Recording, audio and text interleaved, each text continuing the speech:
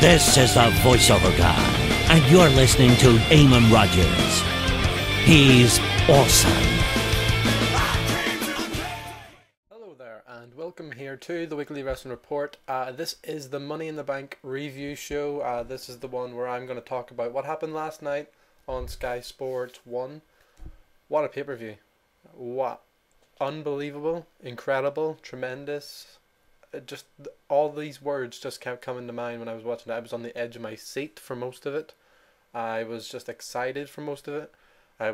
They built the anticipation incredibly for the main event to the point where you were sort of just, you were needing to see what happened. But I'm going to kick things off the way that Money in the Bank kicked off, with the SmackDown Money in the Bank briefcase match. 8 men walked in, only one was going to walk out, and I didn't do a prediction show, but if I had I would have ruled out the winner right away. Right away, I would have ruled out the winner. Bryan actually came out on top in this Money in the Bank briefcase match. I had Sheamus pegged from the very start, who was over, by the way, with the crowd hugely. A lot of the heels were, Cody Rhodes included, but Sheamus was my pick going into the event. I thought between Sheamus, Barrett, and maybe Sin Cara. But as we learned today, Sin Cara was actually suspended for 30 days due to a wellness violation, so that got him out of the match pretty quickly with an amazing spot. That powerbomb through the ladder was just vicious, and then the crowd just being behind Sheamus for it was just, it was very well done. Near enough every match as well, if you notice, every match had a stretcher or someone being dragged to the back or helped to the back. That really, really made this pay-per-view feel dangerous, and that's what this match felt like. There was a lot of high spots. Gabriel doing the 450 splash, a lot of high flying even from Justin Gabriel, as I said. Bryan, Heath Slater even did a few spots. Kane doing the chokeslam on Sheamus. It was a very fun match, this opening contest, and it kind of did start to drag when they were just pulling them off the ladders over and over and over. It did begin to drag, and it wasn't very, high flying at that point, but you have to understand that there has to be a little break for these guys. I mean, 8 men in a ladder match is very grueling. The bumps they were taking were absolutely vicious, and fun pay-per-view, fun opening match, fun everything. It was just perfectly described as fun. That was it. And Bryan, he kicks Wade Barrett off the ladder after some vicious elbows, by the way, sort of MMA style elbows, just vicious over and over and over, and then it was his to be, and he grabbed the briefcase. Incredible moment for Bryan. I needed a reason to reinvest in the guy, and I got it with Money in the Bank. I mean, it was good to see a face win because it's usually a heel type match, but also you have to remember, he was actually beaten on SmackDown beforehand by Cody Rhodes. On the build of this pay-per-view, he was beat by Cody Rhodes on Friday. So that made him a complete underdog going into this. I mean, no one saw this coming, no one predicted it. And he actually comes out on top of the Money in the Bank briefcase, and he has a chance to win the World Heavyweight title for up to 1 year. Mark Henry, big show. A lot of people are going to bash this. I thought it was a really good match. I went into this hoping that they would just brawl and then do some feats of strength, and that's exactly what we got. We got just some vicious brawling. We even got a submission through in there, the single leg crab by Mark Henry, which is nicely done. Then we just got some immense feats of strength, and Mark Henry looked like a complete badass. I mean, unbelievable how much this guy has improved in terms of, and I'm not going to say improved in the ring, because even though he has improved in the ring, I just mean improved as a character. I mean,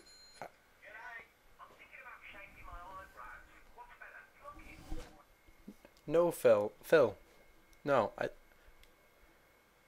don't think no, don't go to TNA, Phil, okay? Just whatever you do, enjoy just being the WWE champion, Yeah, sit at home, eat some pizza, put the title in the fridge, see how that works. That'll be funny, actually. Yeah, put the title in the fridge and then tweet about it. Okay? Alright, bye. By the way, congratulations on the whole thing last night. It was alright, it was pretty cool. Oh yeah, Thanks. I know you're a fan of the Weekly Wrestling Report. Why wouldn't you be? So yeah, it's a great show. Oh, thanks, Phil. Right.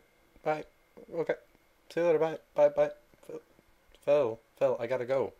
Phil, I know you want to talk to me, but I'm recording, okay? I'm doing Money in the Bank review. You know the show you were on last night?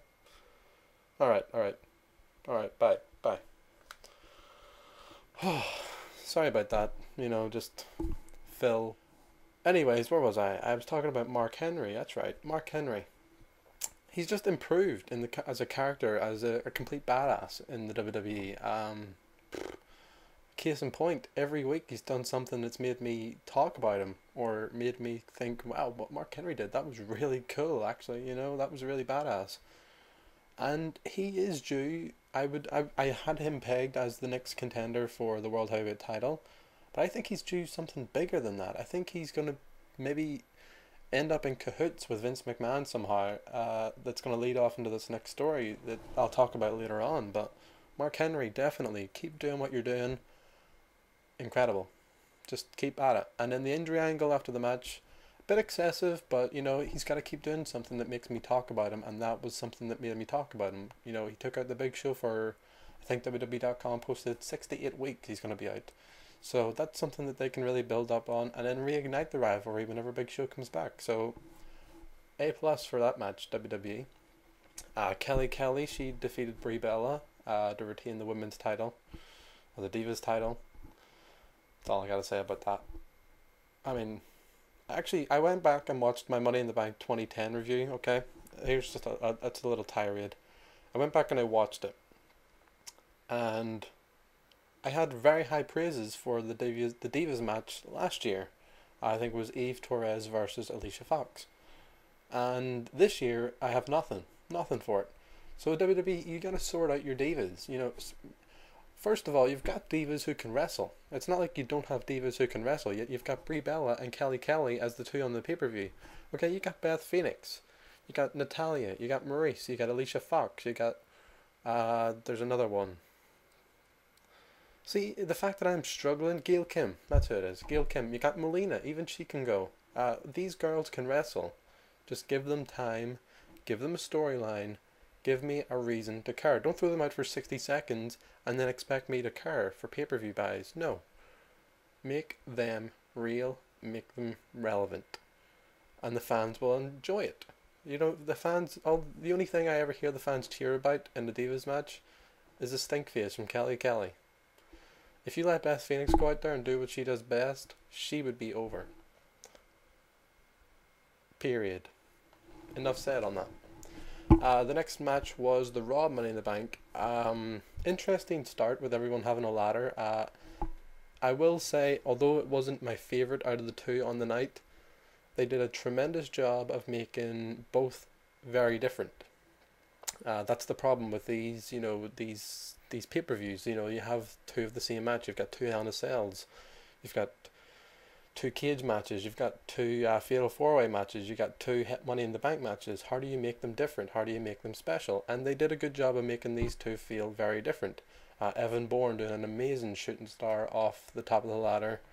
Rey Mysterio being very prominent. Alberto Del Rio being very over with the crowd. And I don't blame them. I mean, this was his Money in the Bank match. This was his to own, and he actually wins the Money in the Bank and becomes Mr. Raw Money in the Bank. He can cash in for up to 1 year, but can he? We'll get to that later on. It was, who else? Swagger, didn't see a whole lot from Swagger. R-Truth, didn't see a whole lot from him. There was a lot of guys that didn't show up. The Miz, he really showed up actually, and so much so that I actually believed him when he injured his leg. The commentators, they sold that really well. The camera angle, everything was worked perfectly. Actually, I thought the guy was hurt, and I was like, oh, no. With CM Punk leaving, you cannot afford to lose The Miz. Okay, The Miz is going to be one of the big heels in the next year. You can't afford to lose that guy when you just lost CM Punk. But he came out limping, and I was actually playing Chariots of Fire in my head when I seen him do it, and he was going to crawl up the ladder, hop, and then he didn't get it, and then Rey Mysterio was this close to getting it, and Del Rio ripped the mask off and threw it in the crowd. I don't think he expected it to go in the crowd, but what a lucky fan that was. That is memorabilia to keep, whoever caught that mask. But ADR does win the Money in the Bank, and he has a 1 year to cash in this Money in the Bank briefcase on, assuming, the WWE title. but you all know where that's went. Up next, Randy Orton and Christian. Very well done. Not as long as I thought, but they had to buy time for the main event.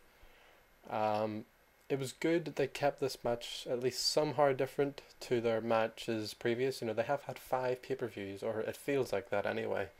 And this match felt different. It felt good. The nice mind games from Christian at the start, and then the post-match. I'm just going to jump straight to it because the match was good. I don't need to talk about it. Christian gets a low blow, becomes the World Heavyweight Champion after he spit in the face of Randy Orton, who just snapped. Completely snapped, went off the basket. And then Randy Orton, he plays this perfectly, by the way. He RKOs him on the table, just goes absolutely ballistic. And then he starts effing and blinding and cursing and swearing all over the camera. And then he's leaving, and then the crowd are shouting one more time, one more time, one more time. And he just, I think this was impromptu. He just snapped, felt it. He felt what the audience was doing, and he just did it. That's what wrestling is. It's not choreographed, every bit of it. It's not scripted, every bit of it. He felt that he should go back because the fans wanted it, and he did it, and the fans reacted, and that's wrestling. So Christian is your new World Heavyweight Champion for the SmackDown brand, and maybe your new Undisputed Champion, because CM Punk and John Cena went 40 minutes, and at the end of the night, CM Punk is your new WWE Champion. This was exactly how it should have been booked. I was worried going into it that they would mess it up, that it would be over, that CM Punk would just lose, or that CM Punk would win, just so that we could hear the big pop of the Chicago crowd, and then lose to the Money in the Bank briefcase, who I predicted was ADR. This was not happening. CM Punk was mega over. The crowd played their part tremendously. The crowd were every bit a part of this show as the wrestlers were, and everyone deserves a round of applause for what they did. The crowd, just fantastic atmosphere when you're watching it live. The louder you put it, the more you felt you were immersed in the storyline. You were in the arena, and just a tremendous main event. 40 minutes. These guys showed what wrestling was. It was a real wrestling match. It wasn't people say Cena can't wrestle. Cena showed that he can wrestle with the best of them. 40 minutes, CM Punk doing all sorts of stuff to please the crowd. Submissions as well. The crowd were going nuts for the submissions. Great reversals, back and forth, back and forth. Vince McMahon comes out, tries to do the Bret Hart 1997 job, and good for Michael Cole to reference that, because that was good that he brought it up and then it reminded us. Tries to do that with John Laurinaitis. John Cena thumps John Laurinaitis, takes the bullet, says it's not going to go down like that, not tonight. Tonight is what the fans want, and we're giving it to them. And then he pays for it when CM Punk hits him with the GTS. Go to sleep. 1, 2, 3. Vince McMahon is shocked. He is stunned. He is in awe. He doesn't know what to do. He's just raged. Tells Del Rio to come down to the ring. CM Punk knocks him out and does the logical thing. Doesn't stick around. And this is why CM Punk is real. This is why we connect with him. This is why we enjoy CM Punk. Because if I'm in that situation and I just beat John Cena and I know it's Money in the Bank, I'm getting out of there. I'm not sticking around because I know that there's cash in that could happen. I'm just going to run. I'm not going to sit around and wait for Daniel Bryan after ADR got knocked out. I'm just going to run. I know Daniel Bryan couldn't do it, but storyline wise, think about it. He just got out of Dodge. Perfectly done. So going into Raw tonight, I don't know what's going to happen. Just enjoy it. There's so many possibilities. There's so many ways they can go with this storyline that I can't even predict. I just don't know what's going to happen. But I know for damn sure I'm going to enjoy it. And this has been the Weekly Wrestling Report. Money in the Bank briefcase. Money in the Bank 2011 review. Take care, brush your hair, do all that stuff. Follow me on Twitter at BelfastBroski and watch Raw and enjoy it. So for the meantime and in between time, it's me signing off, saying enjoy the rest of this wrestling week. This is the voiceover guy, and you're listening to Eamon Rogers. He's awesome.